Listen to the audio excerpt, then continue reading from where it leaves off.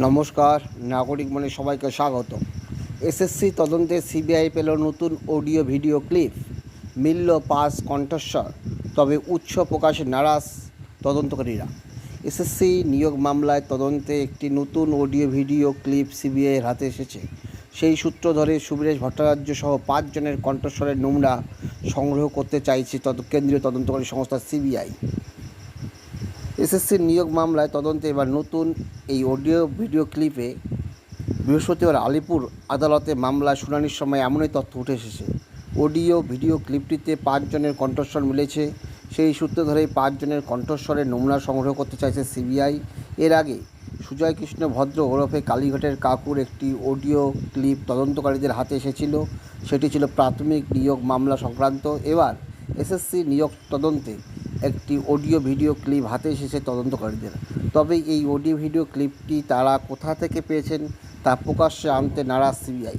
ক্লিপটিতে এসএসসির মামলার সঙ্গে জড়িত 5 জনের অডিও পাওয়া গিয়েছে বলে দাবি তদন্তকারী আধিকারিকদের। সেই সূত্রে রয়েছে সুবীরেশ ভট্টাচার্য, পর্ণা বসু, নীলাদ্রি দাস, সমরজিৎ আচার্য, পঙ্কজ বনসাল। এই 5 জন কণ্ঠস্বরের নমুনা সংগ্রহ করতে চাইছে তদন্তকারীরা। তাদের কণ্ঠস্বরের নমুনা সংগ্রহের জন্য আদালত আবেদন জানিয়েছে সিবিআই। মামলা শুনানিতে সিবিআইয়ের আইনজীবী ওই অডিও ভিডিও ক্লিপের গ্রহণযোগ্যতা ও উৎস নিয়ে সওয়াল করেন, কিন্তু উৎস প্রকাশ করতে নারাজ সিবিআই। কেন্দ্রীয় তদন্তকারী সংস্থার আইনজীবী আদালতে বলেন, এখন আমরা প্রমাণ সংগ্রহ করে তদন্ত করছি। কিন্তু অভিযুক্ত পক্ষের আইনজীবী এই তদন্ত নিয়েই প্রশ্ন তুলেছেন। তখন বিচারক জানান, অভিযুক্ত পক্ষের আইনজীবী তদন্ত নয়, অডিও ভিডিও নিয়ে বলেছেন।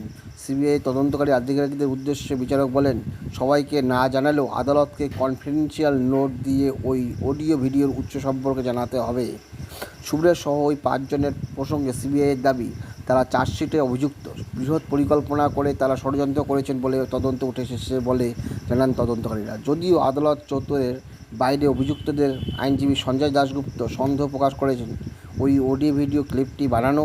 তার বক্তব্য, তদন্ত এতদিন হয়ে গিয়েছে, প্রথম চার্জশিটের পরে আরও 2টি চার্জশিট জমা হয়ে গিয়েছে, হঠাৎ বলা হচ্ছে এই অডিও ভিডিও ক্লিপটি পেয়েছে, এর উৎস কী, না কি এটি বানানো, সেটি জানতে চেয়েছিলাম। তিনি জানান, সেই সময় বিচারক সিবিআইয়ের আইনজীবীকে জানান যাতে আদালতকে এই বিষয়ে তথ্য জানাতে হবে। এখন দেখা যাক এই নতুন অডিও ভিডিও ক্লিপে নতুন তদন্তে কী উঠে আসে এবং কোনো মাথা ধরা পড়ে কি না। দেখা যাক সিবিআই আমজনতার মনে আস্থা ফিরিয়ে নিয়ে আসতে পারে কি না। আপনারা কি মনে করেন কমেন্টে জানাবেন। ধন্যবাদ।